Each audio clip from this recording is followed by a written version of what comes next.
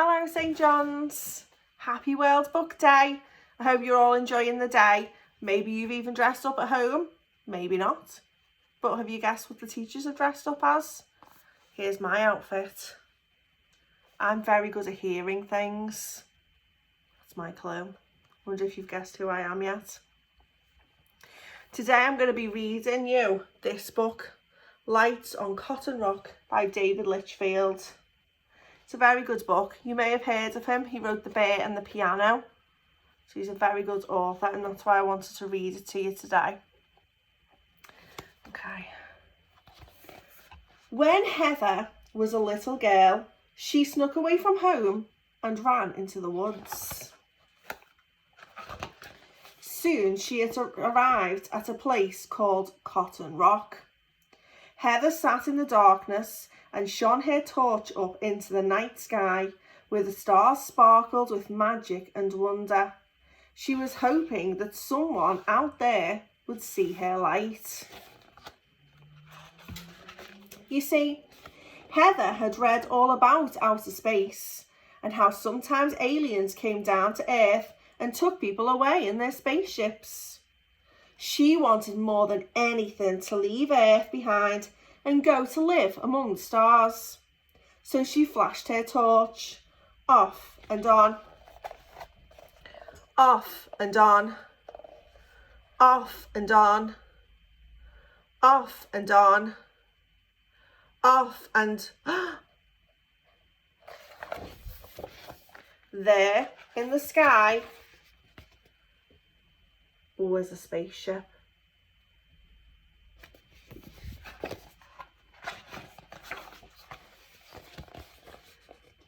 Heather was amazed. An alien came down from the ship. They said hello. He sat with her on Cotton Rock and he told her all about space. She told him about Earth. Heather went on board the ship. She was so happy. The alien showed her around and how the spaceship worked. Heather drew a picture.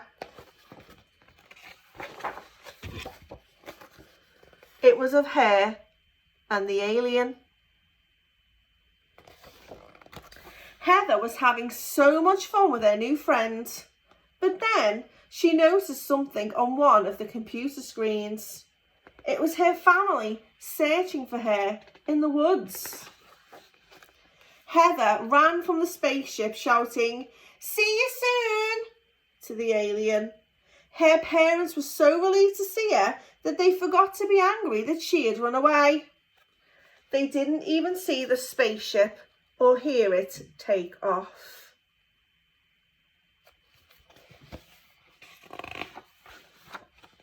Time passed, as it does.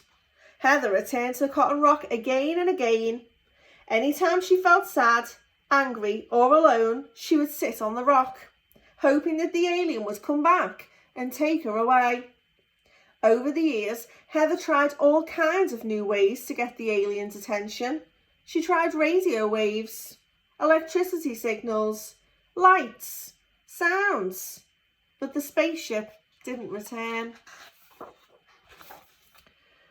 When Heather was a grown-up, she went back to Cotton Rock. She sat there all night until the morning sun began to pour through the trees, but the spaceship still didn't appear. Just as she was about to give up, she heard a worried little voice say, "Mum?"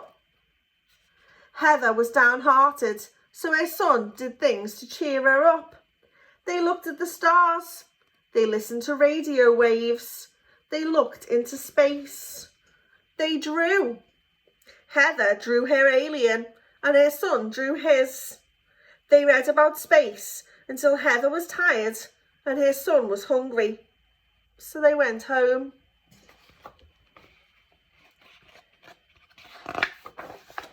More time passed, as it does.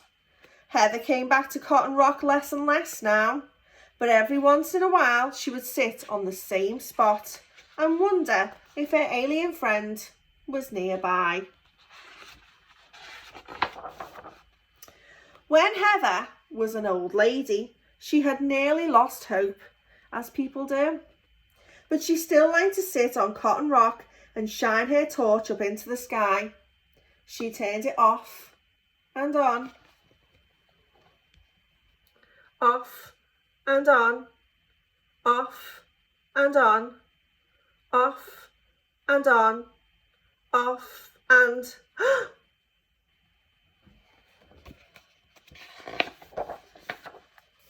A spaceship appeared in the sky.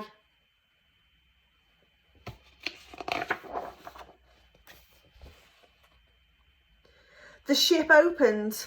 Heather was amazed. It was her alien. He came and sat with her on Cotton Rock. He showed her the picture that she had drew, which he had kept all these years. He invited her on board the ship. They took off into the stars. Heather was happy for a while. The alien made her a cup of tea, and they flew off into space. All of Heather's dreams had finally come true. But as she saw the earth getting further and further away, shimmering blue and green in the darkness, she suddenly realised what she was leaving behind. She told her friend that she had to go back, but the alien didn't understand. Wasn't this what Heather has always wanted? There was only one way Heather could explain. She started to draw the alien a brand new picture.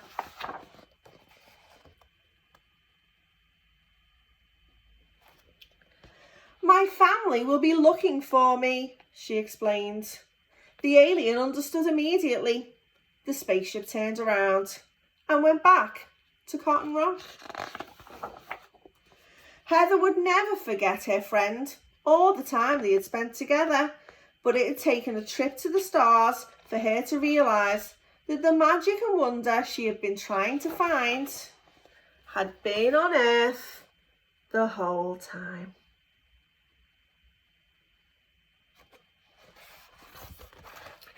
The end. And that was Light on Cotton Rock. Well, I hope you all enjoy hearing the story, and I hope you enjoy hearing all the stories from all the other teachers as well. Enjoy World Book Day and enjoy all the activities we've got planned for you in your booklets. And we'll see you soon. Bye. Get St. John's.